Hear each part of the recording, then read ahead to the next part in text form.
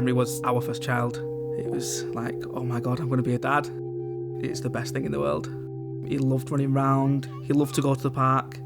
Absolutely obsessed with dinosaurs. He'd come into my bedroom and he'd pull himself up on my bed. So every morning I woke up to Henry's little smiley face. I think it was 9 days before his birthday, second birthday. We'd found out we were pregnant with our second child. You know, we'd had a rough couple of months as a family, and it would just seemed like everything was just kind of on the up. We were feeling positive, quite happy, and then it got to tea time and they went for a walk, and then obviously that's when it happened.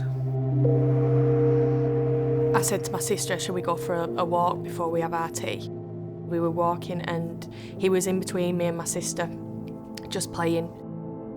Next thing, he's then taken a tumble onto the road. A car has come past.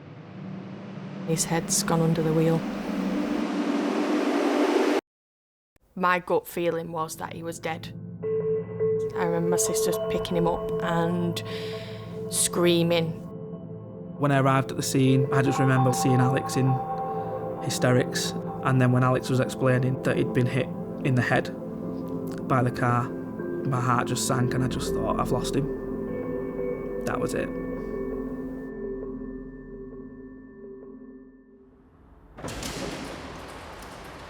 My name's Ed Denison-Davies. I'm a doctor with the North West Air Ambulance charity. I'm part of a team who deliver what we call enhanced pre-hospital care, which is in essence delivering in-hospital care to the roadside.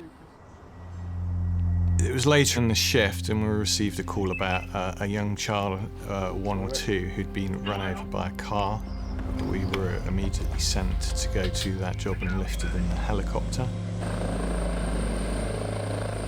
When we arrived on scene, Henry was already in an ambulance. He had a significant head injury. There was blood in his airway. He wasn't responsive. We knew pretty much immediately he was going to need an emergency anaesthetic. We needed to give him a blood transfusion as well to ensure that the effects on his blood pressure and heart rate were mitigated as much as possible. After that, we had to then perform some minor chest surgery to make sure that his lungs could expand properly. The kind of interventions they were having to do at the roadside, you know, I just thought the worst. Everything was just a blur. Because we delivered these enhanced pre-hospital care interventions at the scene, Henry was now stable enough to be taken directly to the Children's Major Trauma Centre.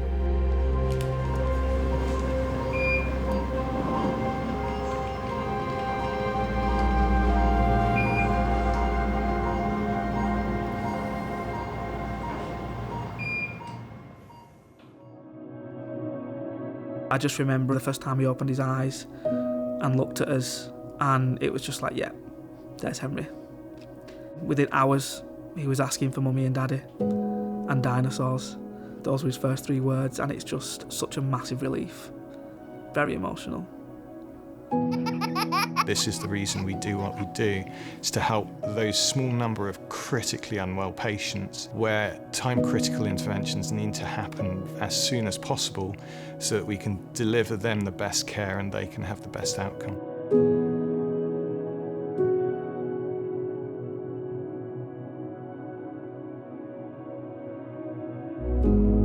I don't think words will ever say how grateful we are as a family to the North West Air Ambulance charity. And to everyone that donates. You know, you've given us a chance to live our lives, and for Henry to live his life as fully as possible. We thank our lucky stars, definitely as a family, every single day that Henry is still here. Often we'll see our patients at the roadside, but it's rare that I get to see the patients that I've helped afterwards, and it's, you know, it really brings home the value of what we do. To be able to see somebody like Henry make a great recovery and then come back and see us, it really, you